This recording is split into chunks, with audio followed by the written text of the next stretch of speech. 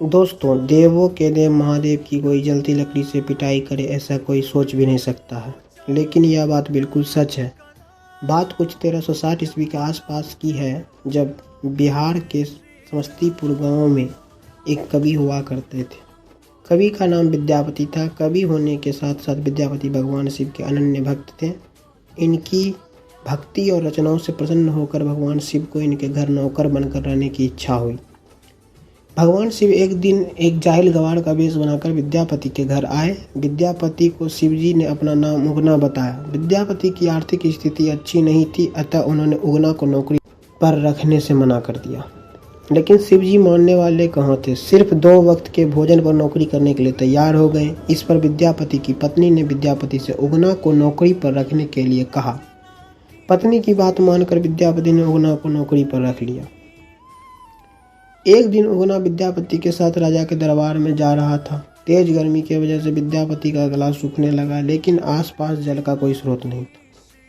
विद्यापति ने उगना से कहा कि कहीं से जल का प्रबंध करो, अन्यथा मैं प्यासा ही मर जाऊंगा। भगवान शिव कुछ दूर जाकर अपनी जटा खोलकर 1 लोटा गंगा जल भर लाए।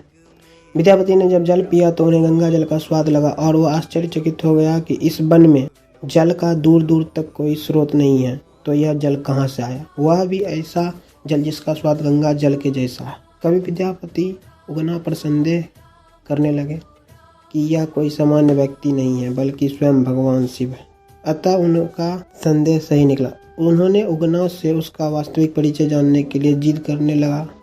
जब विद्यापति ने उगना को शिव कहकर उनके चरण पकड़ लिए, तब उगना को अपने वास्तविक रूप में आना पड़ा। उगना के स्थान पर स्वयं भगवान शिव प्रकट हो गए। शिव ने विद्यापति से कहा कि मैं तुम्हारे साथ उगना बनकर रहना चाहता हूँ, लेकिन इस बात को कभी किसी से मेरा वास्तविक परिचय मत बताना।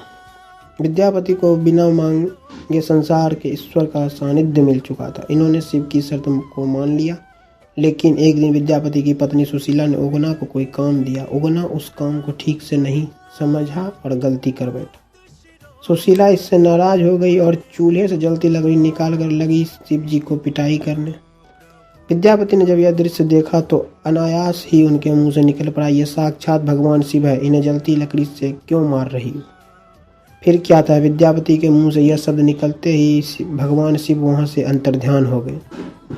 इसके बाद तो विद्यापति पागलों की भांति उगना उगना कहते हुए वनों में, खेतों में हर जगह भटकने लगा।